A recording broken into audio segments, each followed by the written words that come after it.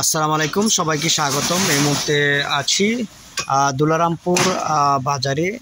তবে একটি উন্নয়নের কাজ কিন্তু চলমান রয়েছে।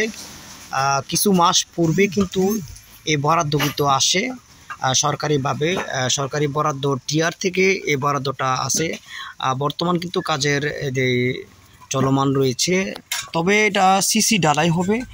দুলারামপুর বাজারের প্রায় 200 থেকে 250 মিটার পর্যন্ত এটা সিসি ঢালাই হয়ে গেছে। তো বাজারের উন্নয়নের স্বার্থে এই কাজটা যিনি সবচেয়ে সার্বিকভাবে অক্লান্ত পরিশ্রম করে এই কাজটি বরাদ্দ নিয়ে এসেছে 4-5-6 নং ওয়ার্ডের মহিলা মেম্বার ডলি বেগম, এবং সবচেয়ে তিনি ধন্যবাদ জানিয়েছেন তিতাস উপজেলা নির্বাহী অফিসার সুমাইয়া মুমিনকে।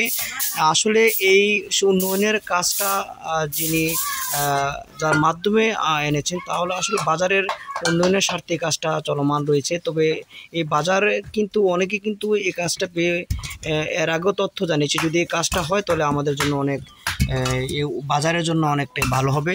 এবং এই রাস্তাটি পাকা থাকলে তেমন একটা যে কাদা হয় সেই কাদার কিন্তু সম্ভাবনা থাকবে না।